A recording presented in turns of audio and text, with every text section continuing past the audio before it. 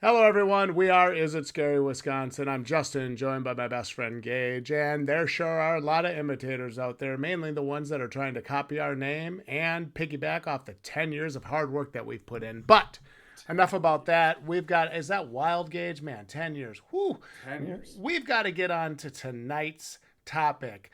Bayport High School's Music Mayhem. But first, if you like the merch, like the catchphrase t-shirt, or of course Gage's OG design, there's a link in the description. You can check it out.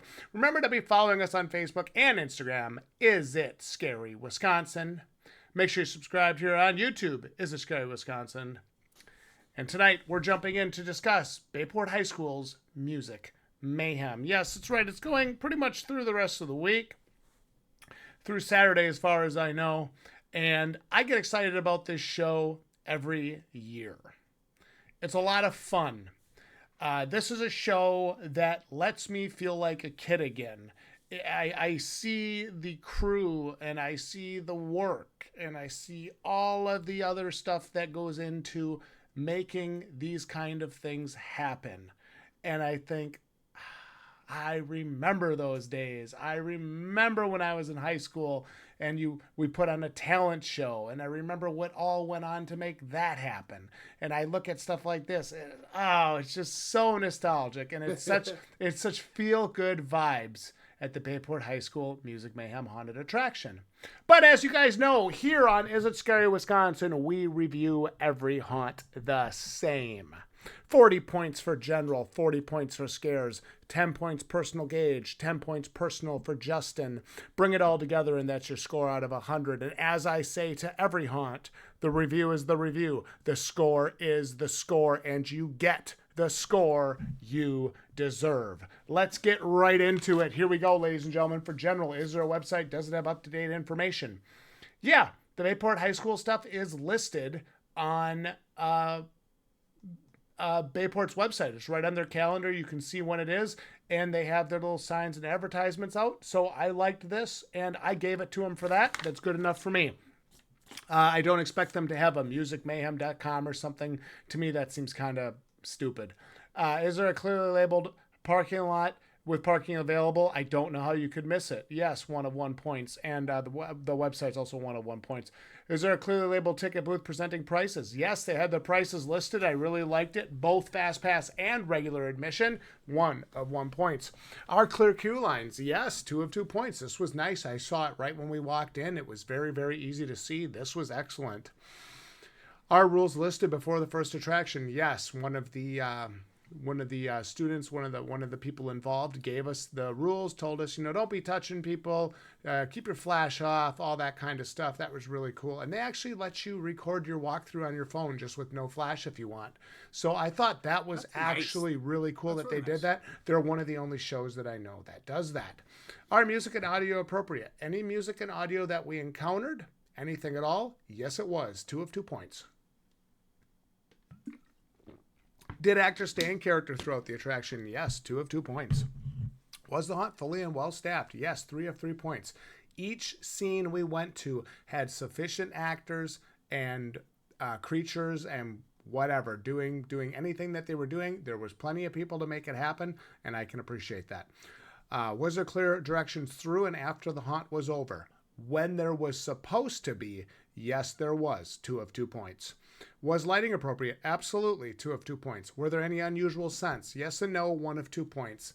I guess I give a point for the witch's hut. Even maybe if I didn't smell something as strongly as I should have, I saw them like what they were going for was like a sage thing, like they were burning sage to ward off spirits. It brought about a sense of scent. So Glad you caught that. I kind of thought to myself, even if maybe it isn't like, ooh, whoa, wow. It's like it hearkened me to that scent. It reminded me of that. And then the rest of the show, maybe there's some light stuff here and there, but it wouldn't be anything that I would say, oh my gosh, that really hit me in the face. So 1 of 2 points. Did you catch another group? No, 2 of 2 points. Was the scenery quality? Yes and no, 1 of 2 points. I actually saw like behind some of the scenery a few times. There's a few places where maybe things weren't lined up and I could kind of see in behind it. It just needs to be maybe pulled, or maybe they need one more like cardboard block or something in there to block something off. Did the haunt maintain immersion? Yes and no. One of 2 points. This is kind of like what we talked about with Camp 5 Terror Gauge. You can look up and see the end of the scene is at the top of the stuff, and then you can see like the band room walls and stuff.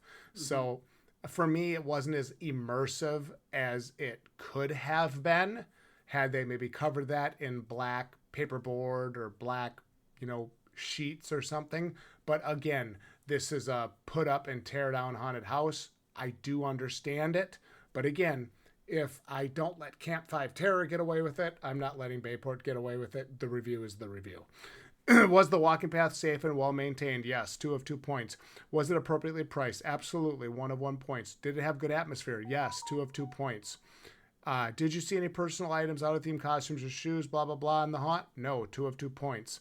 Was the haunt well organized? Yes, 2 of 2 points. Was the staff helpful doing their job? Yes, 2 of 2 points. Was the haunt a complete attraction? Yes, 2 of 2 points. Were advertised icon characters or anything present? Did it advertise anything it didn't accurately present? I just said yes to this and gave them the 2 points. This is what I expected to see. There was nothing advertised in any of their advertisements that made me go, where was Swingin' Pete? Where was Swingin' Pete? Nothing, none of that. I saw everything I expected to see here. There were no characters advertised that I didn't see. So that was good. 2 of 2 points there. Grand total, 37 out of 40 points for general. Good job. Gage, you're up with scares. Did actors attempt to scare you? Yes, 2 of 2 points. Were masks and costumes good quality? Yes, 1 of 1 point. Did props seem real? Yes, 1 of 1 point. Were actors in position to enhance the scares? Yes, 2 of 2 points. Was there a variety of characters and creatures on site unless stated otherwise? Yes, 2 of 2 points. Did actors scare you 2 times in a scene? Yes, 2 of 2 points. Did actors scare you 3 times in a scene? Yes, 2 of 2 points. From above the waist, yes, 2 of 2 points. And as well as below the waist, yes, they got the 2 points there.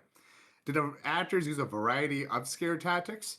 Now, I want to admit this is out of that. They got the 3 points. I want to mention how unique their variety of scare tactics were for being a put together donated haunt. They have done something like a few things I've never really seen happen before. So realistically, it was really impressive. So I had to give them those 3 points for just a variety of scares without going into too much detail. It's so hard to talk about that and want to mention why I gave them the 3 points, but I can't because I don't want to spoil things, obviously. Moving on, was there a go home scare? Yeah, there was a go home scare in the last point of the content of that room, so that's 2 points. Was the haunt the same old scary, or did they change things up from the previous years? That's the best part about this. It's like a miniature, Chase Stone Barn kind of thing. They got these different. They have to adjust. Sorry, you took a headset off that cup. My whole ADHD just totally went off. It's like, whoa, what happened? They have to change it up. They have to make new rooms every time. And that, are you intentionally doing this? Hey, Macarena. It looks like you're doing the Macarena. Did actors seem well trained and enthusiastic? They were very enthusiastic. Had given the 2 points there. Were props, animatronics, and electronic devices working in good order? See, here's the thing. None of that's electronic. The the owner really put it in a great way that it's student powered. It's a student powered haunt. And I mean, technically, they did their job. So, yes, I'd give them the points for that. Was there any unique scares? Yes, there was. 2 of 2 points. Did anyone use vanilla lines during a scare? This is literally like the only thing we can really dock him for is because we've heard Get Out a few times. I haven't. Justin did, and he's told me. So I had to go. We had to dock points for that. So it's just 1 out of 2 points. Other than that, if a no-touch haunt or contact haunt, they abide by those rules, and they did abide by those rules for the 2 points. Did sounds enhance the scares? Yes, 2 of 2 points. I did have to kind of think about this, but the more I kind of thought about each specific room, there was a few that did have a sound that kind of correlated with what kind of scare it was, whether it be a snapshot sound or just like the floors. You know what? I'm not going to say that because you're going to experience that in yourself. So yes, they did get those 2 points. Was spoken language appropriate? Yes, 2 points. And was the makeup on point? I mean, yeah, for the most part, the makeup was pretty good. It's from what you expect from, a high school putting together a haunt. And I do think they deserve the 2 points compared to some other haunts that I've seen. It's really kind of on par with that. So out of everything, really, they got the 39 out of 40. They did very well. It's just, I really wish we could use some more unique lines instead of saying get out. Currently, they're at 76 out of 80. That's a really high score to start with.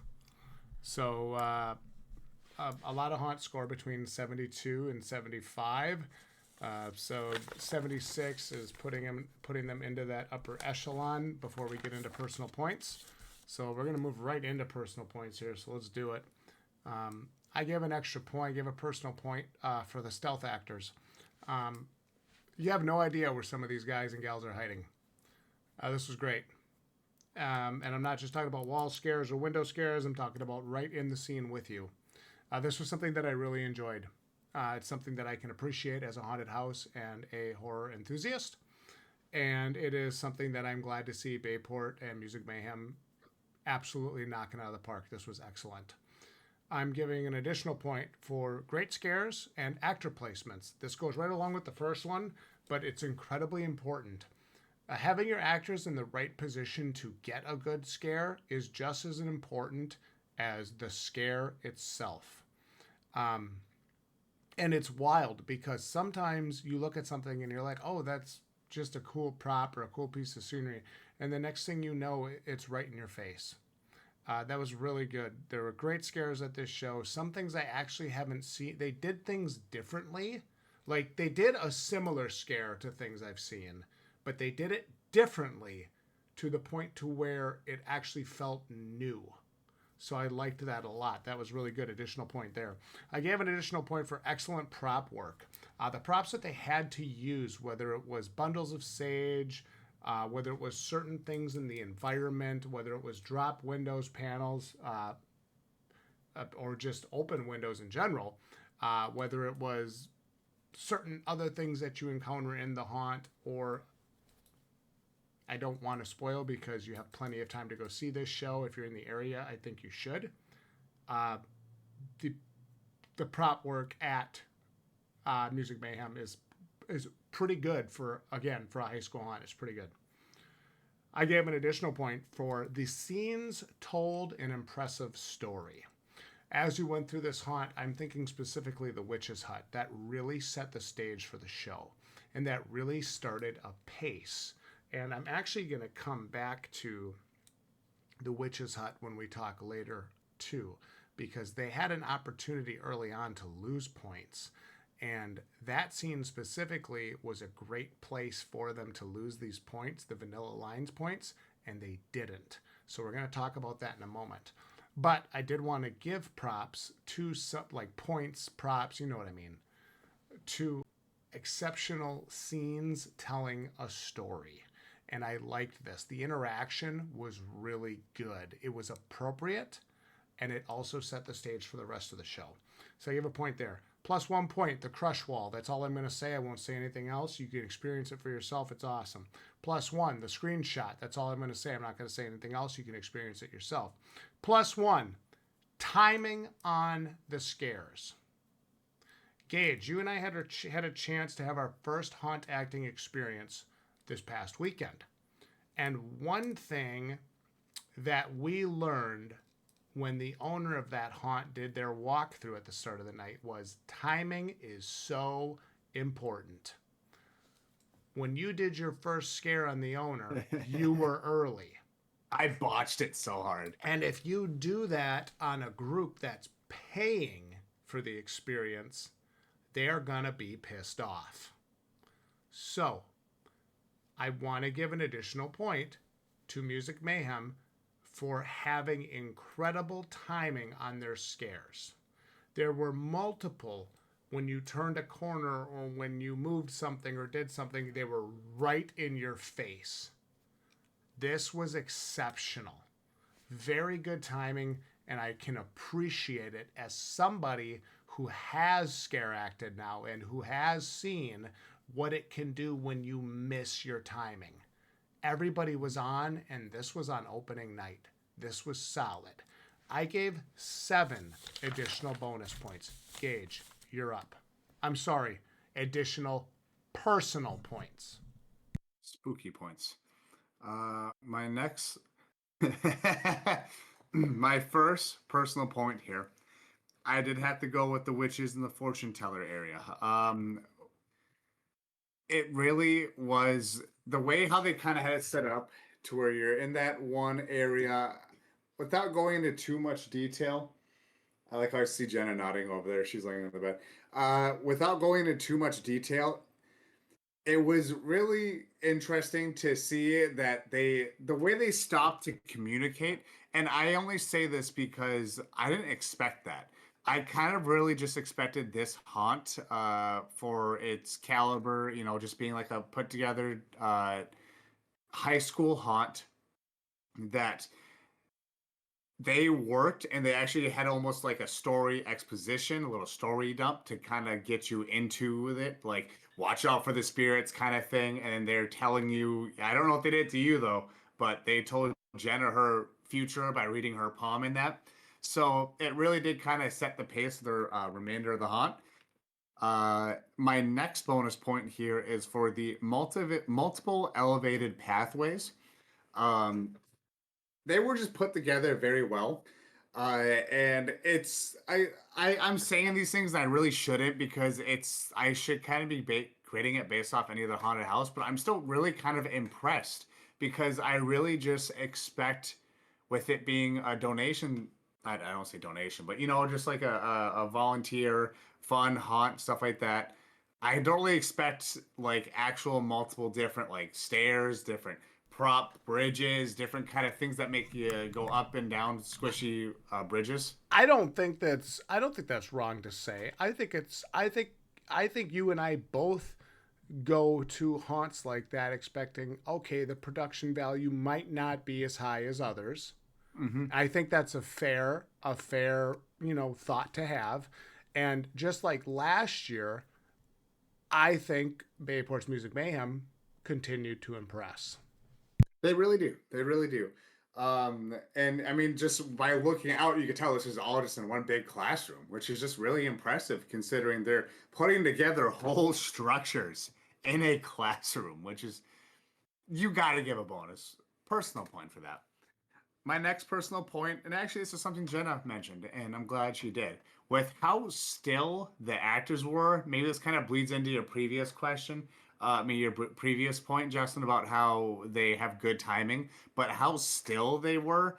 Um, After we did some scare acting, you kind of realize, and I'm glad to see how that the scare acting does kind of affect our reviews because it kind of gives us more appreciation for what people do. And it wasn't just like a couple still like actors. There were multiple still actors in multiple different rooms.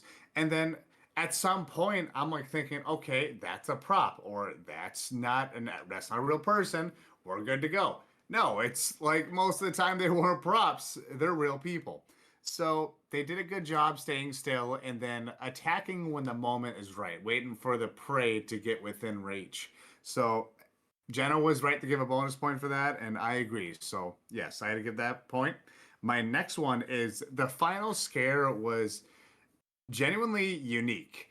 Note, it's not like huge production worthy final scare. However, I've never seen a costume like that. A costume kind of set up, and I know what they're kind of going for.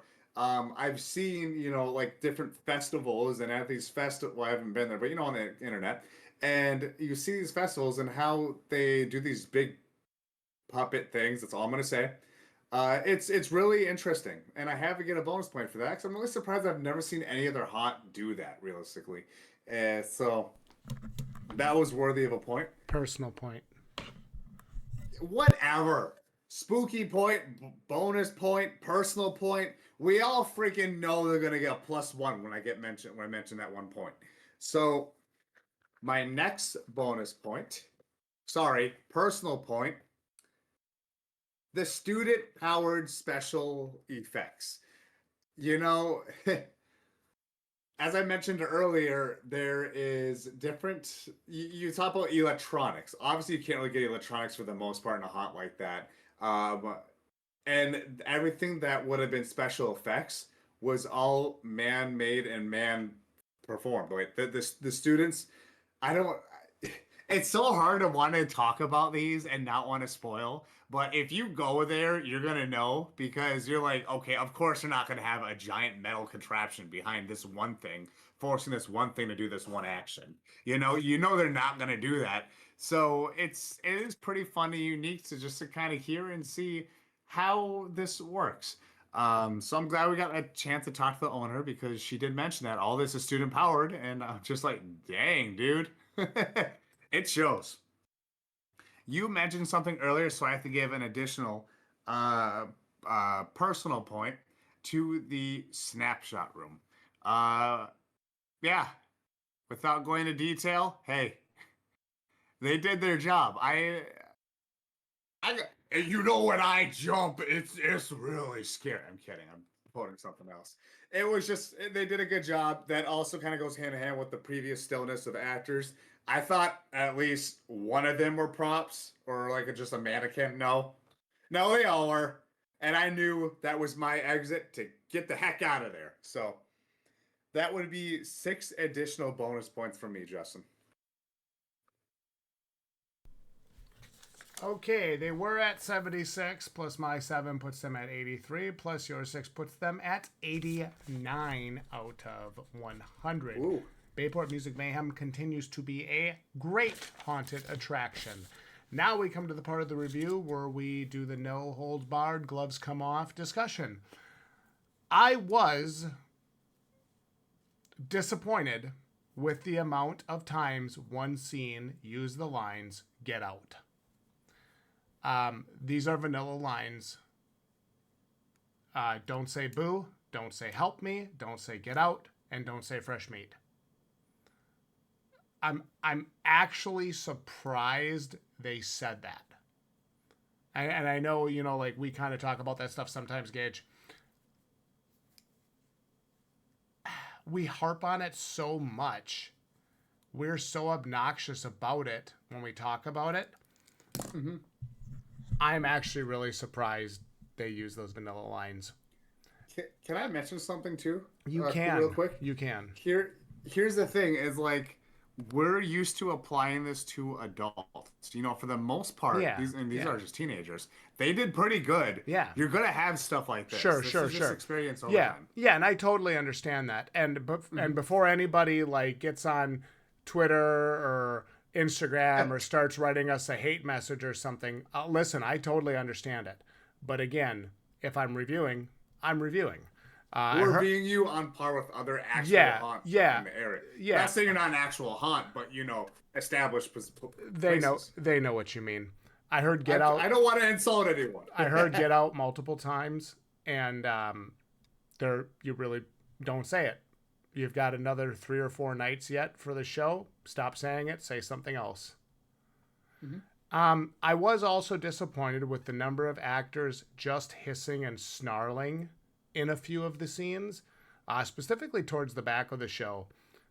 The other actors, however, carried the show, but I felt like this could be improved. There was a lot of it to the point where I was like, do something. That's what was going. I want you to know, Gage, was going through my mind at some point. I was like, dude, do something. Like, no, come on, do something. So hit me. Come on, hit me. No, do it. No. I know what you. You know what I mean. You know what I'm talking about.